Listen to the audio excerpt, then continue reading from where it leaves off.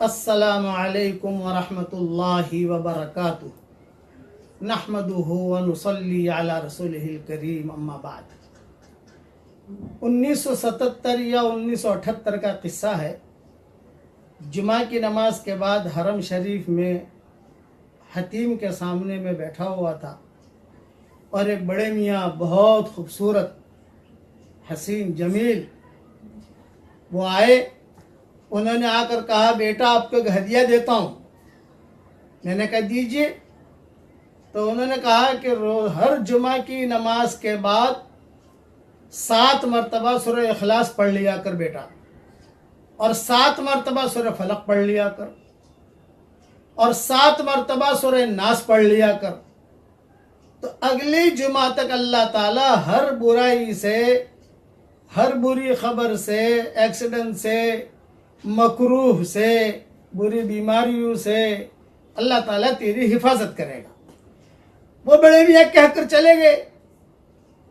میں نے اپنا عمل بھی شروع کیا، لیکن میں کسی کو بتاتا نہیں تھا کیونکہ میرے سامنے حدیث نہیں تھی۔ انہوں نے بات بتائی، اسی وقت ہمارا سفر ہوا تھا 1.5 سال، 1.25 سال کا، پورے سفر میں پڑھتے رہے۔ لیکن جب کتابیں دیکھنا شروع کی، کتابیں لکھنا شروع کی، ترجمے کرنے شروع کیے، کتابیں دیکھنے کا موقع ملا تو یہ حدیث ملی۔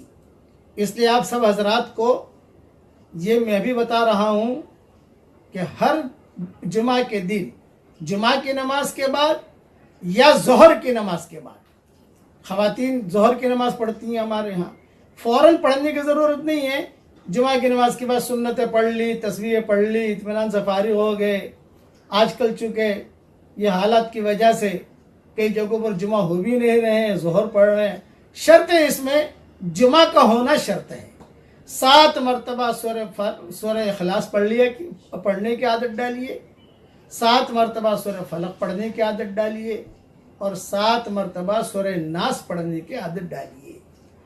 اس کا وقت، بہترین وقت تو یہ ہے کہ بھی سنتوں کے بعد، نفلوں کے بعد پڑھ لیں، لیکن بعض مرتبہ بھول جاتے ہیں تو بھی کوئی حرج کی بات نہیں، چلو عصر تک پورا کر لو جمعہ کے دن۔ پھر بھی بھول گئے تو بھی کوئی حرج کی بات نہیں ہے، چلو جمعہ کے دن سورج غروب ہونے سے پہلے پڑھ لو۔ تو اس کی عادت ڈال دیجئے، تو اللہ تعالیٰ کی ذات سے امید ہے کہ انشاءاللہ اگلے جمعے تک اللہ تعالیٰ کی حفاظت میں رہیں گے۔